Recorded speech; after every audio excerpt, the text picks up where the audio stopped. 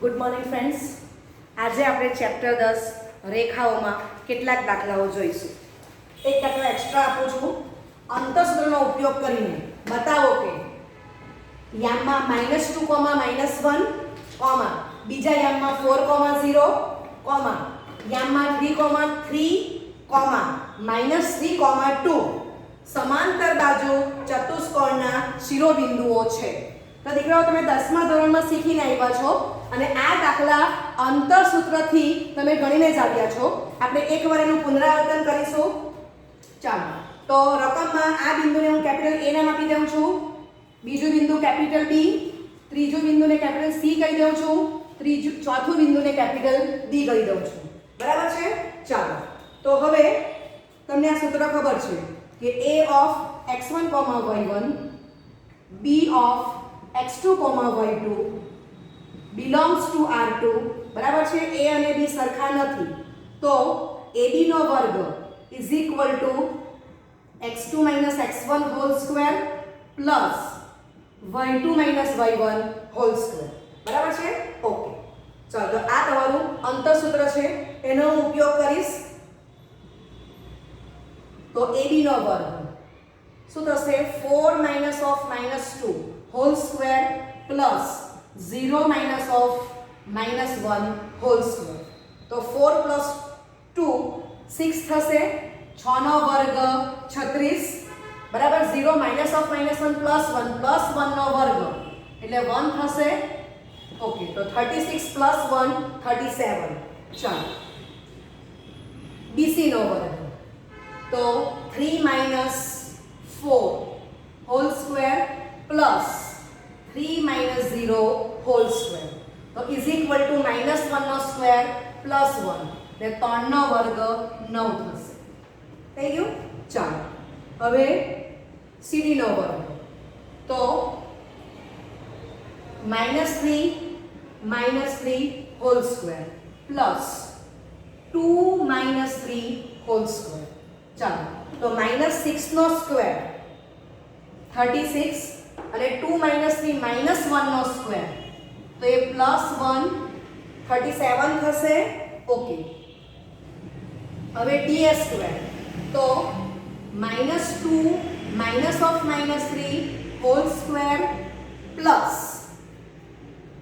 -1 - 2 whole square. Right? ચાલો, તો -2 + 3 +1 નો સ્ક્વેર એટલે 1 થશે plus -1 - 2 whole square -3 whole square એટલે 9, 1 + 9 10 થશે. બરાબર છે? આવું તમે 11th માં શીખીને આવેલા છો. ઓકે, ચાલો, આટલું જોઈ લેજો.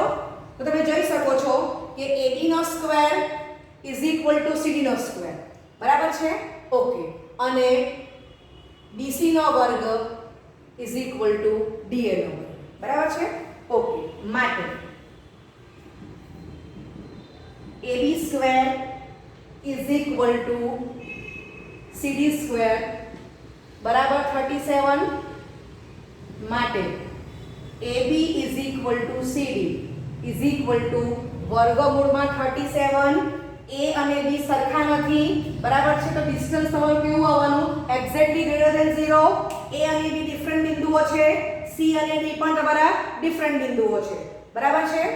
C is not equal to D belongs to R2. Okay, ચાલો, હવે BC સ્ક્વેર. ઓકે, અને હું નંબર 1 આપી દઉં છું.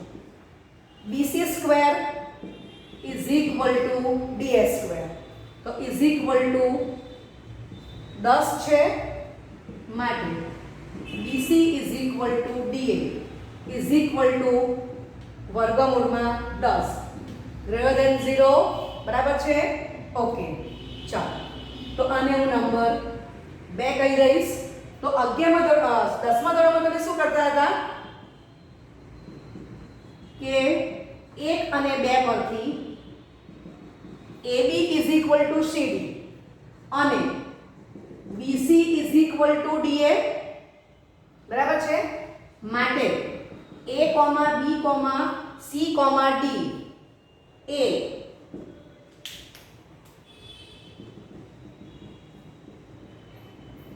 समांतर बाजू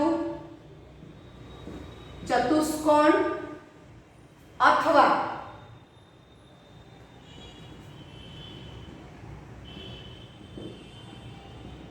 લંબચોરસના શિરોબિંદુઓ હોઈ શકે. બરાબર.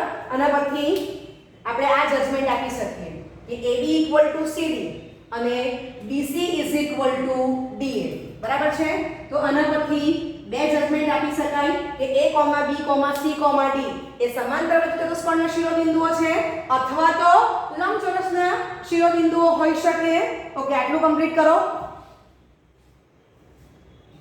ઓકે, તો આના પછી આપણે ફિગર ડ્રો કરશું. તો તમે જોઈ શકો છો કે AB સમાંતર BC, કારણ કે AB ઇક્વલ ટુ CD છે અને BC ઇક્વલ ટુ DA છે. બરાબર. AD સમાંતર BC.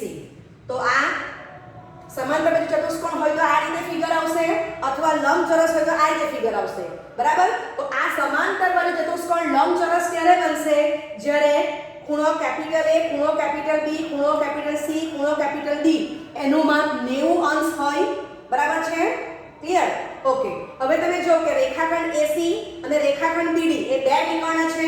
અહીંયા પર રેખાખંડ AC, રેખાખંડ BD બે વિકર્ણ છે આપણી પાસે. સમજાય છે? તો હું શું કરું છું કે AC નો વર્ગ શોધી કાઢું અને જો A, B, C, D એ લંબચોરસના શિરોબિંદુ હશે તો બરાબર AB નો વર્ગ વત્તા BC નો વર્ગ ઇઝ ઇક્વલ ટુ AC નો વર્ગ થઈ જશે. સમજાય છે? ઓકે, ચાલો તો આપણે કોઈ પણ એક વિકર્ણનો વર્ગ શોધી કાઢીએ. તો AC નો વર્ગ તો 3 - -2 whole square plus 3 - -1 whole square. તો 5 નો વર્ગ 25 થશે. 3 + 4 4 નો વર્ગ 16 થશે. તો AC નો વર્ગ આપણને કેટલો મળી ગયો દીકરાઓ? 41. બરાબર છે. ઓકે, જો લંબચોરસના શિરોબિંદુ હશે તો એ 90 ડિગ્રી બને જ છે. આ કાટકોણ ત્રિકોણ છે એટલે પાયથાગોરસના નિયમ પ્રમાણે AB નો વર્ગ વત્તા BC નો વર્ગ બરાબર AC નો વર્ગ થવો જ જોઈએ. ઓકે, તો હવે હું ચેક કરું છું કે AB નો વર્ગ વત્તા BC નો વર્ગ. ચાલો તો એ કેટલું છે? AB નો વર્ગ 37 છે અને BC નો વર્ગ 10 છે. 47 બરાબર છે. ઓકે, તો હું લખી શકું બાજુમાં નોટ ઇક્વલ ટુ 41. બરાબર. ઓકે, તો 41 એ કોણ છે? તો ઇઝ ઇક્વલ ટુ AC નો વર્ગ છે માટે AB સ્ક્વેર વત્તા BC square is not equal to AC square. બરાબર. માટે માપ ખૂણો B નોટ ઇક્વલ ટુ π/2. બરાબર. હવે આપણે આખરે 10મા ધોરણમાં લખતા હતા. 11મા ધોરણમાં આપણે શું લખવાનું છે? એંગલનું ચિહ્ન કરવાનું નથી.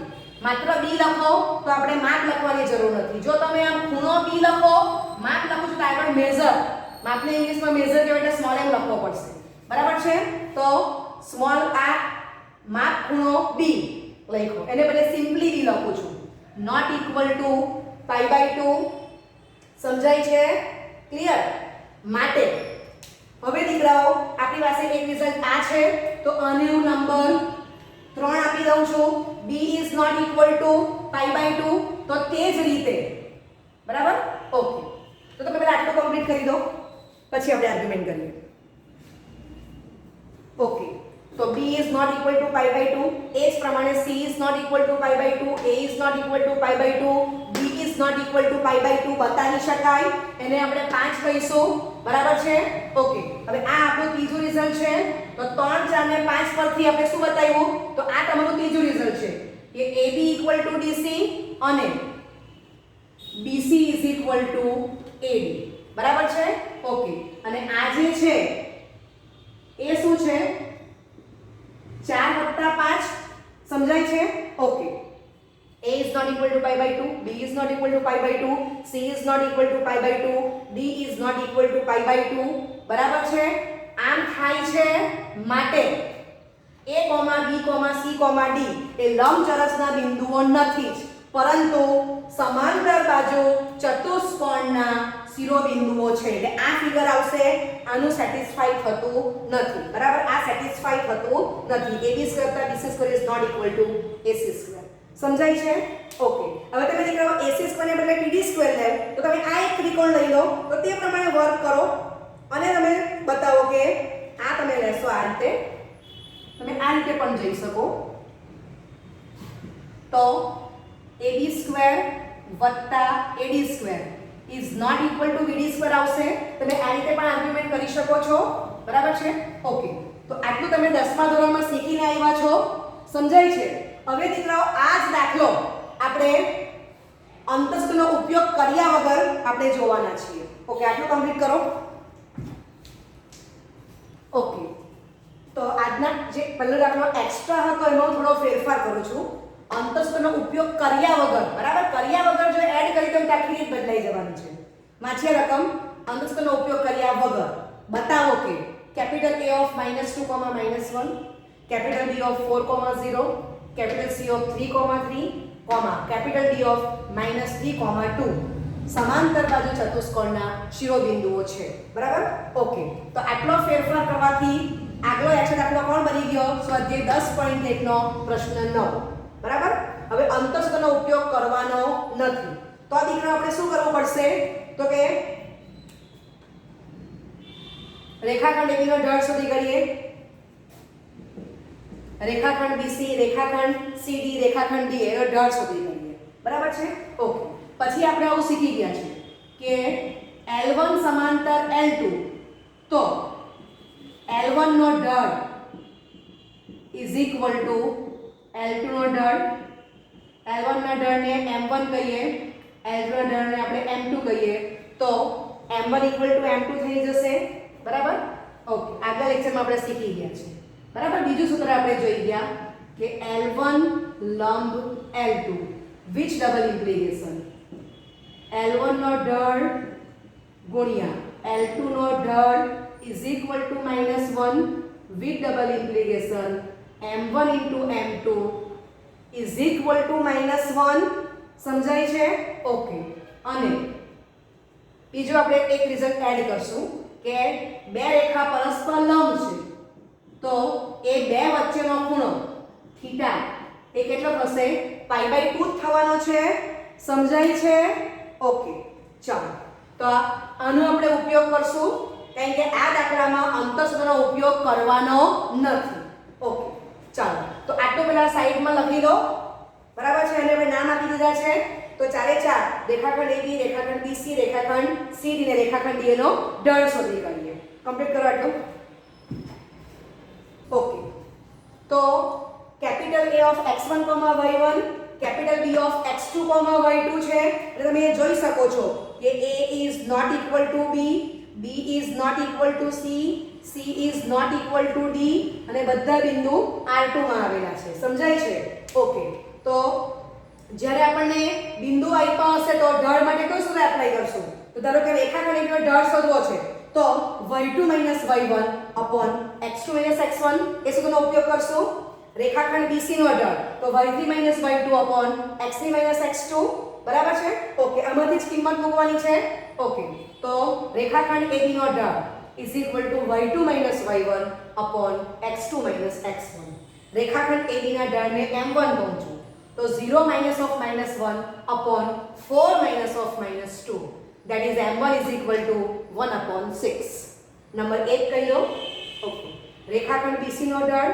તો y3 - y2 x3 - x2 આમાંથી જ કિંમત મૂકવાની છે ઓકે માટે m2 is equal to 3 - 0 upon 3 - 4 that is m2 is equal to 3 upon -1 એટલે m2 બરાબર -3 નંબર 2 કહીશું ઓકે ચાલો રેખાખંડ CD નો ઢળ તો y4 - y3 upon x4 - x3 આમાંથી જ કિંમતો મૂકવાની છે ઓકે માટે m3 is equal to 2 - 3 upon -3 - 3 માટે m3 is equal to -1 upon -6 that is m3 is equal to 1/6 number 3 આપી દો ઓકે રેખાખંડ DA નો ઢળ તો y1 - y4 upon x1 - x4 આમાંથી જ કિંમત મૂકવાની છે મૂકી દો માટે m4 is equal to -1 -2 upon -2 minus of -3 માટે m4 is equal to -3 upon 1 that is m4 is equal to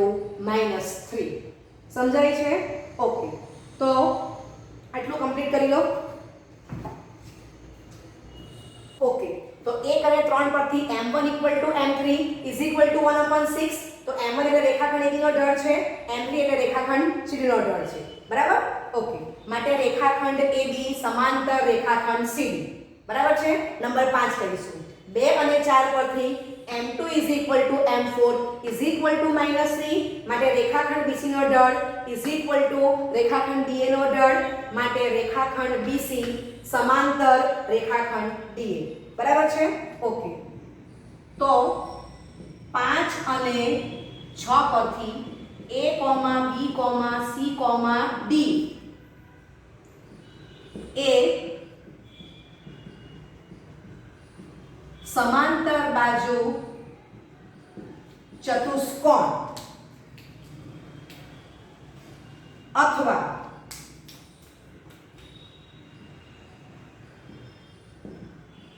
लंबचौरस ना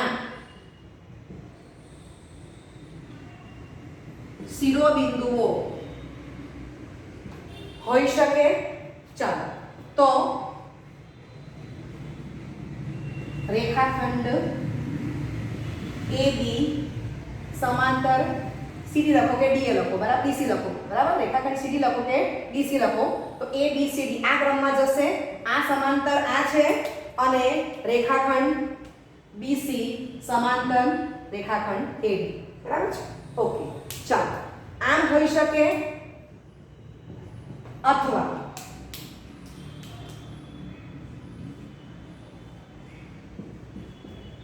ABCD બરાબર છે તો આ રીતે હોઈ શકે લંબચોરસ આપણને ખબર કે 90 ડિગ્રી બનશે બરાબર છે ક્લિયર તો આ બે શક્યતા છે આટલું કમ્પ્લીટ કરો ઓકે ચાલો તો હવે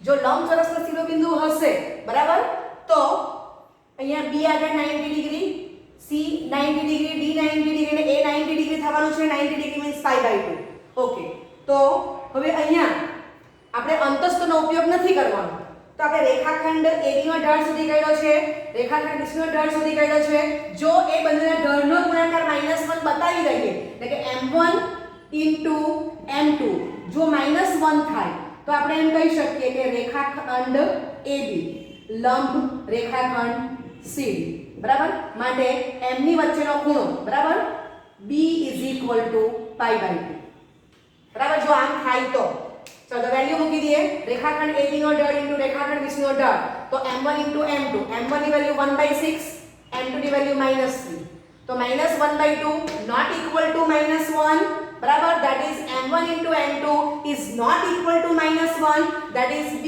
is not equal to π/2 સમજાય છે સોરી એ BC છે સોરી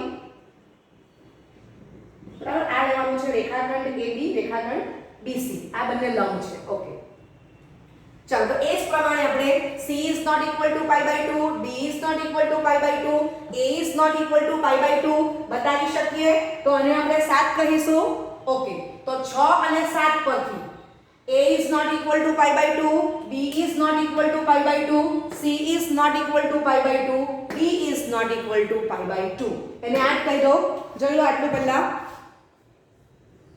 બરાબર ઓકે અહીંયા જેમ આપણે સાદુરૂપ બતાવ્યું તેમ બધા માટે સાદુરૂપ બતાવવાની જરૂર નથી ખ્યાલ આવે છે ઓકે ચાલો તો શું કહી શકાય તો આ 5 6 અને 8 પરથી સ્પષ્ટ છે કે A, B, C, D એ લંબચોરસના શિરોબિંદુઓ નથી જ પરંતુ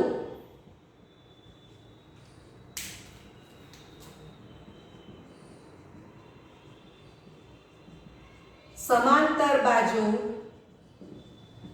चतुष्कोणना शिरोबिंदुओ ज छे समझाय छे कंप्लीट करो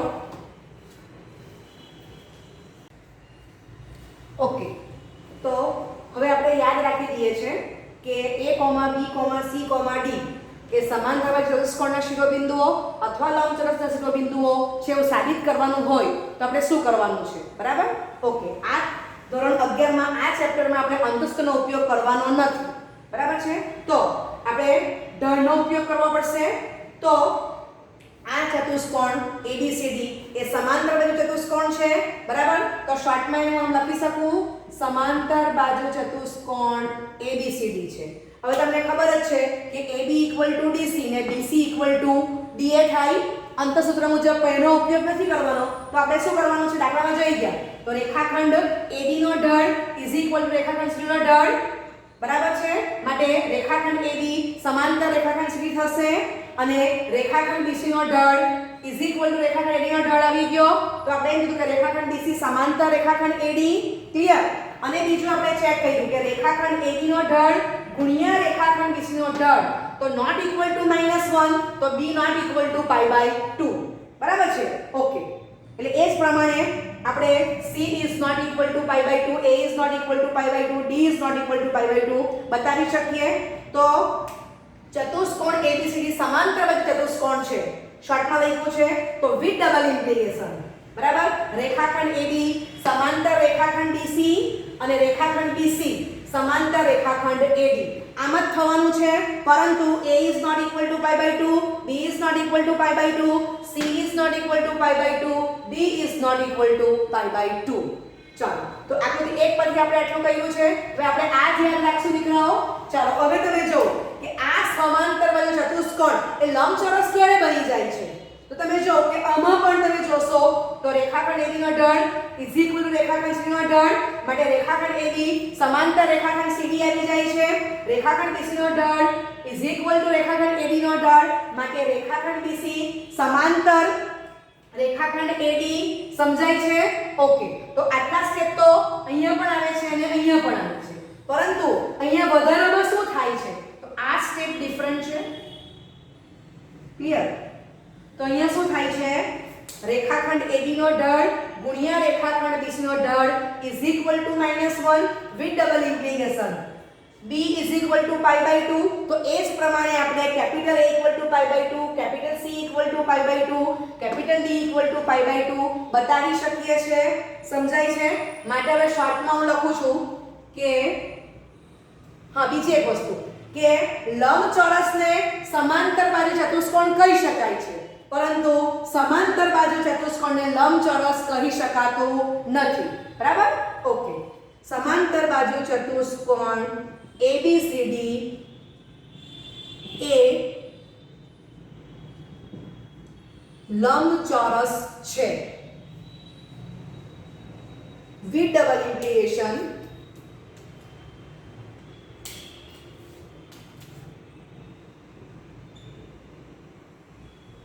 રેખાખંડ AB સમાંતર રેખાખંડ CD કે DC જે લખવું હોય તે, રેખાખંડ BC સમાંતર રેખાખંડ AD એન્ડ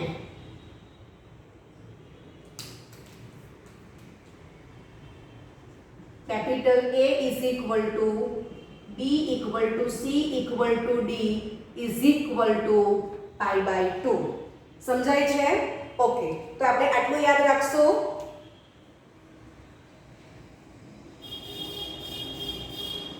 ઓકે, હવે આના પરથી તમને ખાલી રિવાઇઝ કરાવું છું કે સમાંતર બાજુ ચતુષ્કોણ ABCD ને લંબચોરસ ક્યારે કહેવાય?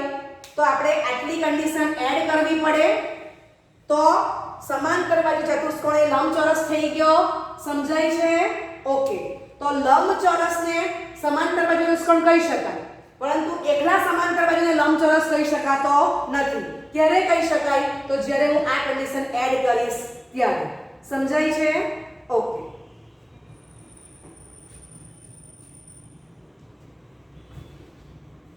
સ્વાધ્યાય 10.1 પ્રશ્ન 6 પાયથાગોરસના પ્રમેયનો ઉપયોગ કર્યા વગર બતાવો કે 4,4 3,5 -1, કાટકોણ ત્રિકોણના શિરોબિંદુઓ છે. ઓકે, રકમ અમે નામ આપી દીધા છે બિંદુઓને. કેપિટલ A, આ બીજું બિંદુ કેપિટલ B, ત્રીજું બિંદુ કેપિટલ C. હવે પાયથાગોરસનો ઉપયોગ કર્યા વગર, ઇટ મીન્સ કે પાયથાગોરસનો ઉપયોગ કરીને આપણે શું કરવું પડે? AB નો વર્ગ, BC નો વર્ગ, AC નો વર્ગ શોધવો પડે. બરાબર, જો ઉપયોગ કરવાનો હોય તો. પછી આપણે જોવું પડે કે જો આમ થતું હોય તો આપણે એમ કહીશું કે B = π/2, રાઈટ? ચાલો, પછી BC નો વર્ગ વત્તા AC નો વર્ગ = AB નો વર્ગ. તો આપણે શું કીધું દીકરાઓ? વિથ ડબલ ઇમ્પ્લિકેશન C = π/2 અને ત્રીજું CA નો વર્ગ વત્તા AB નો વર્ગ = BC નો વર્ગ. તો વિચ ડબલ ઇમ્પ્લિકેશન A = π/2 સમજાય છે? એનો અર્થ કે પાયથાગોરસનો ઉપયોગ કરવો હોય, પાયથાગોરસના પ્રમેય ના ઉપયોગથી કરવું હોય તો આપણે અલ્ટિમેટલી આ શું કર્યું? અંતરસૂત્ર પહેલા અંતર શોધ્યા. AB² BC² CA². સમજાય છે? એટલે કે પાયથાગોરસના પ્રમેયનો ઉપયોગ કર્યા વગર દાખલો ગણવાનો છે. ઇટ મીન્સ કે અંતર સૂત્રનો ઉપયોગ કર્યા વગર. સમજાય છે? જો પાયથાગોરસના પ્રમેયના ઉપયોગથી હોય, ઉપયોગથી કરવાનું હોય તો આ રીતે થશે. એટલે અલ્ટિમેટલી આપણે શું કરીએ છીએ? અંતર સૂત્રનો ઉપયોગ જ કરીએ છીએ. સમજાય છે? ઓકે, ચાલો. પરંતુ આ દાખલામાં આપણે આ સૂત્રનો ઉપયોગ કરવાનો નથી. બરાબર? અને A, B, C કાટકોણ ત્રિકોણના શિરોબિંદુ લાવવાના છે. બરાબર છે? ઓકે, તો આપણે શું કામ કરવું પડશે? બિંદુઓ આપેલા છે તો આપણે રેખાખંડ AB, રેખાખંડ BC, રેખાખંડ CA નો ઢળ શોધી કાઢશું. ક્લિયર? અને પછી જે બે રેખાખંડના ઢળનો ગુણાકાર -1 આવે તો પછી આપણે એ બે વચ્ચેનો જે ખૂણો છે π/2 છે એમ કહી દઈશું. સમજાય છે? એટલે આ દાખલામાં આપણે આનો ઉપયોગ કરવાનો નથી. ક્લિયર? ઓકે, ચાલો. તો capital A of x1, y1 = capital A of 4, capital B of x2, y2 = capital B of 3, 5, capital C of x3, y3 = capital C of -1, માટે રેખાખંડ AB નો ઢળ = y2 - y1 upon x2 - x1. કિંમત મૂકો એટલે 5 - 4 upon 3 - 4 1 upon -1, that is m1 = -1. ચાલો, હવે રેખાખંડ BC નો ઢળ y3 - y2 upon x3 - x2. ચલો, તો y3 ની કિંમત લખો -1 - y2 5 છે upon x3 ની કિંમત તો એ -1 છે માઈનસ x2 ની કિંમત 3 છે. બરાબર? ઓકે, રેખાખંડ BC ના ઢળને આપણે m2 કહીશું. માટે m2 = -6 upon -4, that is m2 = 6/4 અથવા તો 3/2 કહીશું એને. તો આને આપણે નંબર 2 આપીશું. ઓકે, આગળ જઈએ. રેખાખંડ AC નો ઢળ = y3 - y1 તો upon x3 - x1. ચાલો, y3 ની કિંમત -1 છે, રાઈટ? y1 ની કિંમત 4 છે, મૂકી દો upon x3 ની કિંમત -1 અને x1 ની કિંમત 4 છે તો -5 upon -5. રેખાખંડ AC ના ઢળને હું m3 કહી દઉં છું. ઓકે, માટે m3 = 1.